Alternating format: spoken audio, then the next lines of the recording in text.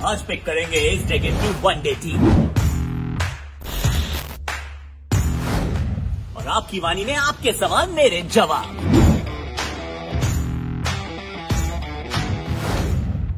और खेल खेल में क्या है खास, उससे पहले रोल बम्पर, कमाल का शॉट, अद्भुत, इसके आगे सारे फेक। हैशटैग आकाशवाणी, जो प्रॉमिस किया था वही काम कर रहा हूँ। गोवा की वेकेशन पे भी आपके लिए, मतलब अपने लिए भी काम कर रहा हूँ, बट वनडे की टीम जो हमने डेकेड की पिक करनी है वो मैं पिक करने लगा हूँ। शुरुआत किससे कर रहा हूँ, पहले इन जनाब को आप देखिए। ये जनाब खिलाड़ी बड़ा कमाल का है ना, इसने 5 शतक जड़े हैं एक वर्ल्ड कप के एडिशन में, जो किसी ने आज तक काम किया नहीं। I mean runaway champion, 3 double centuries in one day cricket. एकमात्र ये खिलाड़ी है, नाम है रोहित शर्मा। रोज सुपर हिट शर्मा ये मेरी टीम का हिस्सा है और क्यों नहीं होंगे, होना ही चाहिए। इनके साथ एक इनको भी ले आते हैं, इनका नाम है Hashim Amla. I mean he is been absolutely sensational. हम थोड़ा सा कम इनको तवज्जो देते हैं, पर वनडे क्रिकेट में अगर आप इनके आंकड़े देखेंगे ना, 2010 का जो पूरा दशक रहा है, 2010s, he is almost owned it. And also not to forget, ये साउथ अफ्रीका में खेलते हैं जनाब, और वहां पर रन बनाना बहुत कठिन होता है और वहां पर बतौर ओपनर ये रन बनाते हैं, मैच जितवाते हैं या जितवाते थे। अब इनको तो आप जानते हो, इनको तो वैसे टीम का कप्तान ही बनाना चाहिए ना, क्योंकि his name is Virat Kohli, Virat the run machine Kohli. Is been मतलब इनके तो आसपास कोई आया ही नहीं है। ये 2-4-5 हजार रन सबसे फालतू बना के चल रहे हैं इस पूरे दशक के अंदर। दिस इज हिज एरा, ये उनका दौर चल रहा है और उस दौर को हम आपस में ना विटनेस कर रहे हैं। तो Virat Kohli is of course there as number 3 at number 4 I have got his best friend, oh my god, he is ABDV, यानी कि AB de Villiers, who is sensational. Of course मतलब ये बार बार नाम बोलना पड़ता है या क्या एडजेक्टिव का इस्तेमाल करना पड़ता है। Sensational, outstanding, awesome. भाई ये खिलाड़ी ऐसा है यार, ये मतलब 360 डिग्री प्लेयर है, किसी भी तरीके से शॉट लगा देता है और कहीं पे भी रन बना देता है और इनको रोकना नामुमकिन हो जाता है। So ABDV is in my team at number 4। At number 5 I have got Ross Taylor.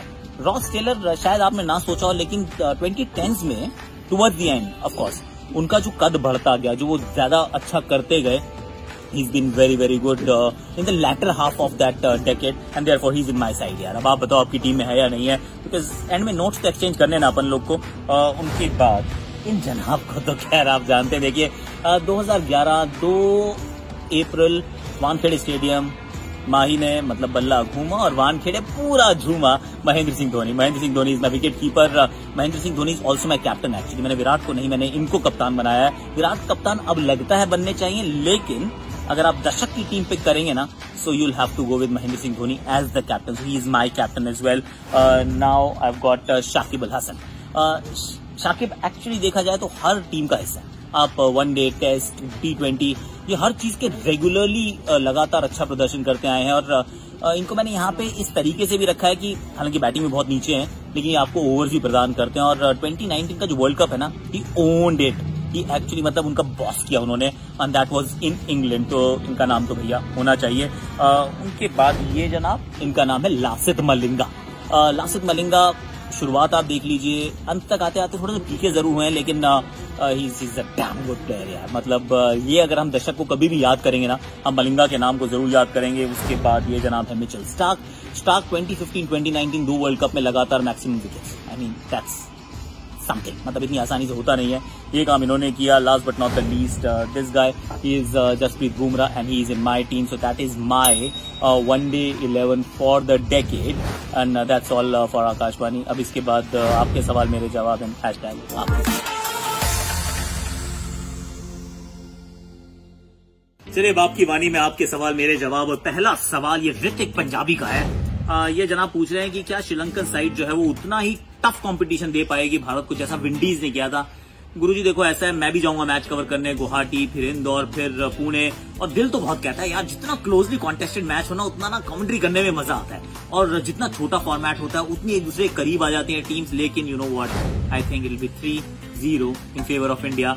One sided series की मैं उम्मीद रख रहा हूं। इंडिया की टीम को अगर कहीं कंपेटिटिवनेस ढूंढनी है ना, so India will have to play at about 70% of their potential और Sri Lanka will have to punch way above their weight। अगर ऐसा हो जाए तो फिर competitiveness, otherwise lopsided series मुझे लगता है यहाँ होने वाली है। अब एक ये सवाल है रितेश शर्मा जी का, ये तो हमारे टॉप फैन भी हैं, कि धवन अगर बहुत अच्छा करते हैं तो फिर क्या विराट किसको ओपनर के रूप में पिक करेंगे, धवन या राहुल? T20 फॉर्मेट्स की अगर बात करें तो मेरे विचार में केएल राहुल बहुत आगे निकल चुके हैं और हालांकि एक नई लीज ऑफ लाइफ जरूर मिली है शिखर धवन को। जैसे ही रोहित वापस आएंगे तो रोहित तो अपनी जगह पे आ ही जाएंगे, ये बात आप भी समझते हैं। लेकिन मुझे लगता है कि धवन कितना भी अच्छा क्यों ना कर ले, he will always be the third choice opener for the shortest format। यानी कि T20 के अंदर राहुल उनसे आगे हैं और पहले चयन उन्हीं का होगा। हो सकता है अगर रन बनाए तो टीम में रह जाएं, अगर रन नहीं बनाएंगे तो टीम में रहने की भी मुझे लग रहा है दिक्कत हो जाएगी।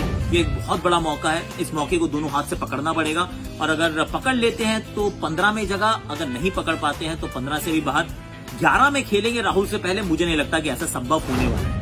अब सवाल है आकाश शॉ का, यानी कि मेरे नेम सेक का। ये भी हमारे टॉप फैन है फेसबुक पर। Shivam Dube, Hardik Pandya for T20 world cup. Hardik Pandya है, हार्दिक पांड्या बतौर बैट्समैन बेटर, बतौर बॉलर डेफिनेटली बेटर, बतौर फील्डर भी शिवम दुबे से बेटर है। तो अभी अगर आप उनका कंपैरिजन करें, एक तरफ हार्दिक पांड्या, दूसरी तरफ शिवम दुबे, तो पता पड़ा ना बहुत झुक जाता है हार्दिक पांड्या के पक्ष में। शिवम दुबे के पास पोटेंशियल है लेकिन परफॉर्मेंस और वहां तक पहुंचने का भी रास्ता जो है वो कठिन भी और लंबा भी है। तो मेरे विचार में अभी तो हार्दिक पांड्या इस रेस में बहुत आगे हैं। बाकी आकाशवाणी फैमिली से well done sir, congratulations, welcome to the family. अभी शादीशुदा भी आप हो जाएंगे तो हार्दिक पांड्या के लिए दे रहा हूं, आपको नहीं।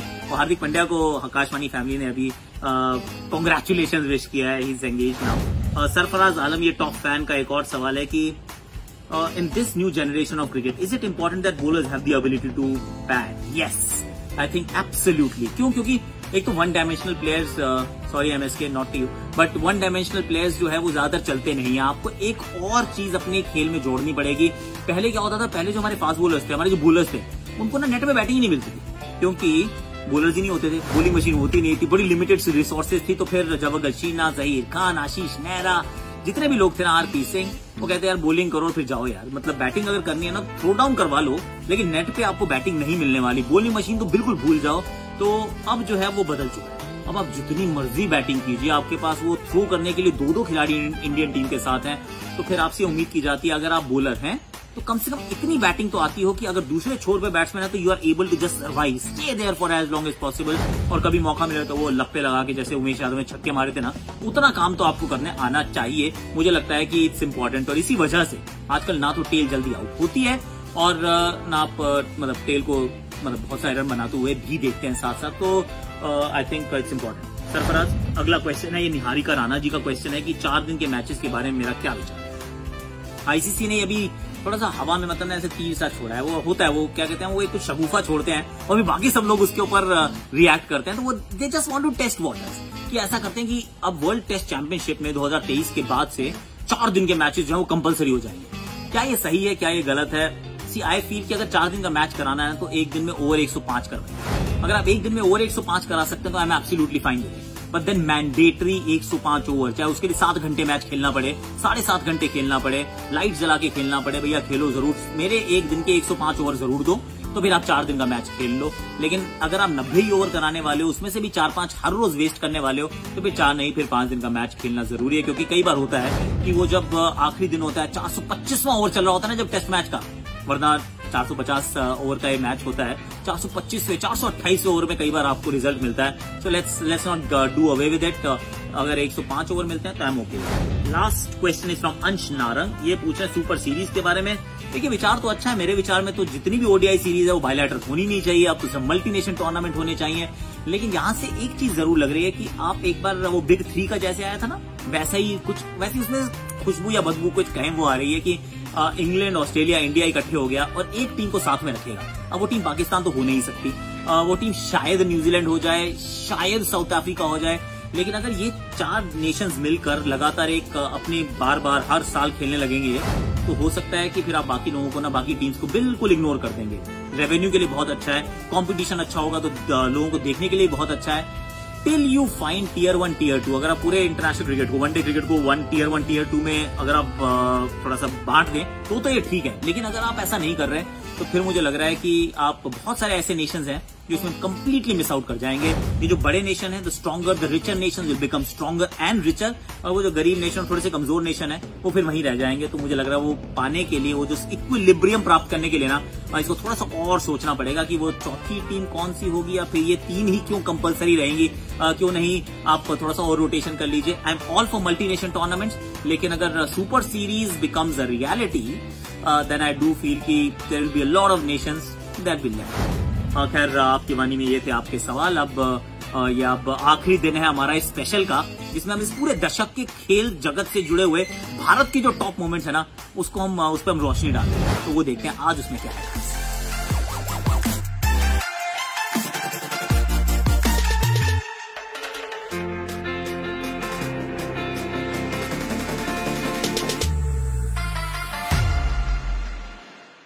बेज़ल स्विट्जरलैंड में खेले गए BWF वर्ल्ड चैंपियनशिप 2019 में ओलंपिक मेडलिस्ट पीवी सिंधु ने गोल्ड हासिल करके वर्ल्ड चैंपियन का खिताब किया अपने नाम। सिंधु बनी भारत की पहली खिलाड़ी जिन्होंने ये खिताब जीता है। 2016 रियो ओलंपिक्स की सिल्वर मेडलिस्ट पीवी सिंधु इससे पहले वर्ल्ड चैंपियन बनने के बेहद करीब आई थी, जब उन्होंने 2017 और 2018 दोनों साल सिल्वर जीता था। इसी के साथ वो बनी भारत की 13th एथलीट जिन्होंने एक ओलंपिक रिकॉग्नाइज्ड स्पोर्ट में वर्ल्ड चैंपियन का खिताब जीता हो। Badminton as a sport Bharat में हमेशा से पॉपुलर रहा है, बट वर्ल्ड स्टेज पे हम आज तक गिने चुने ही खिताब जीत पाए हैं। सिंधु की इस सफलता ने भारत को यकीन दिला दिया है कि बैडमिंटन में सफलता पाना नामुमकिन नहीं है। हमने बात करी फॉर्मर बैडमिंटन प्लेयर अपर्णा पोपट से पीवी सिंधु के बारे में। अभी भी जो वर्ल्ड चैंपियन का टाइटल है वो पीवी सिंधु के पास है। उसका एम ओलंपिक्स लेना चाहिए। She is already got a silver. अभी there's just one step forward. We are expecting a gold medal from her at the Olympics. और I think उसके sights उस पे रहने चाहिए। Right now is just a preparatory phase. जो sports person का जो preparatory phase है, जो schedule है, जो program है, वो बहुत ही important रहता है, especially before such a big tournament. तो just hope that her preparation is good. वो fit रहे, injury से दूर रहे, and उसने दिखाया है that she can beat anybody in the world. So जो उसका फॉर्म, मेन टॉप फॉर्म है, वो जो ओलंपिक्स के टाइम जो आ जाएगा, I think we should just be looking forward to that. अगला पड़ाव टोक्यो ओलंपिक्स 2020 आने वाला है, जिसमें पीवी सिंधु की नजर होगी 2016 के रियो ओलंपिक से एक कदम आगे बढ़ने की और गोल्ड मेडल हासिल करने की। All the best PV, we are proud of you. चलिए, आज की आकाशवाणी होती है समाप्त। चलो इसको भी कर दो बंद। और कल मैं आपके पास क्या लाने वाला हूँ। कल आपको वो छोटी वाली आकाशवाणी मिलने वाली है, जिसके अंदर हम बड़ी अच्छी बातें करने वाले हैं। वैसे वो कल का आपको सरप्राइज मैं कल दिखाऊंगा। परसों मैं गुवाहाटी में हूंगा, तो उसका मैच का प्रीव्यू भी आएगा। फिर ये आकाशवाणी का सिलसिला तो चलता रहेगा। You and I will keep talking. In fact Sunday को इस for a change will have the insider. एक श्रीलंकन प्लेयर के हम थोड़े से टेक्निक के अंदर घुसेंगे और कोशिश करेंगे पकड़ने की, समझने की कि इस खिलाड़ी को कैसे किया जा सकता है आउट। आज के लिए इतना ही। गोवा से मेरी आखिरी आकाशवाणी। इसके बाद मैं चला जाऊंगा Mumbai before I go to Guwahati. अब आप जाते जाते देखिए क्या, वो जो आपकी वाली शॉट और मेरी वाली आकाशवाणी। 7 साल की ये छोटी सी लड़की स्टेप आउट किया, बढ़िया ड्राइव, टेक्निक देखिए, खेलने का अंदाज देखिए, कदमों को इस्तेमाल करने में कोई संकोच नहीं। एक बार फिर बॉटम हैंडेड, याद दिला रही है नन्हे सचिन तेंदुलकर की। ये लीजिए, अब तो हवा में भी है शॉट, फिर स्टेप आउट।